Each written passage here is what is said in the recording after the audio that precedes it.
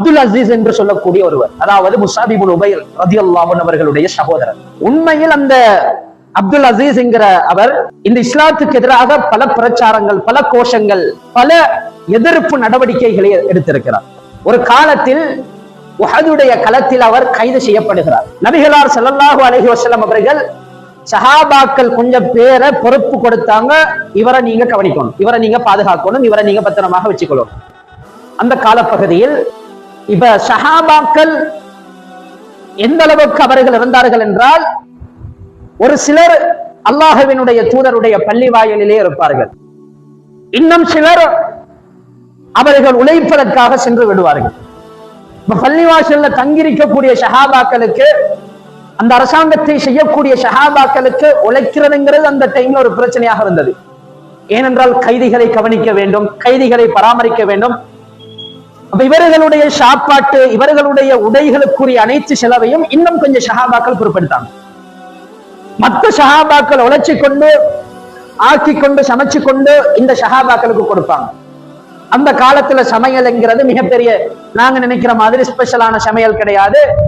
ஆகும் கூடினா ரொட்டியும் பேரிச்சம்பழமும் தான் அந்த காலத்துல இருந்த சமையல். இப்ப கைது செய்யப்பட்டவர்களுக்கு, அந்த கைதிக்கும் ஷஹாபாக்களுக்கும் உணவுகள் வரும். என்ன உணவு? ரொட்டி, பேரிச்சம்பழம், மேல் மிச்சமாக ஒன்றும் இல்லை.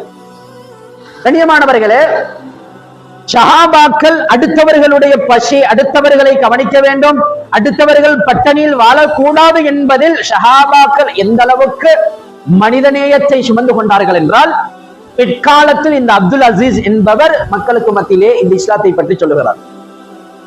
அவர் கைதியாக இருக்கக்கூடிய காலம், ஷஹாபாக்களுக்கு ரொட்டி, பேரித்தம்பழங்கள் வரக்கூடிய நேரம், பேரித்தம்பழத்தை ஷஹாபாக்கள் எடுத்துவிட்டு அந்த ரொட்டியை அப்துல் அசீஸுக்கு அவர்கள் கொடுப்பார்கள். பேரிச்சம்பழத்தை இந்த ஷஹாபாக்கள் சாப்பிட்டு ரொட்டியை அந்த அப்துல் அசீஸ் என்கிற அந்த கைதிக்கு கொடுப்பாங்க. இக்காலத்தில் இவர் எந்த அளவுக்கு இவர் பேசினார் என்றால், முஹம்மது ரசூலுல்லாஹ்வுடைய சமூகம் இந்த உலகத்தில் மனிதநேயம் மிக்க, மனித உணர்வுகளை புரிந்து கொண்ட சமூகம் என்றால் அது ரசூல் ஸல்லல்லாஹு அலைஹி வஸல்லம் அவர்களுடைய சமூகம் என்று பெருமையாக பேசுகிற அளவுக்கு சஹாபாக்கள் இந்த உலகத்தில் மனிதநேயத்தோடு நடந்து கொண்டார்கள்.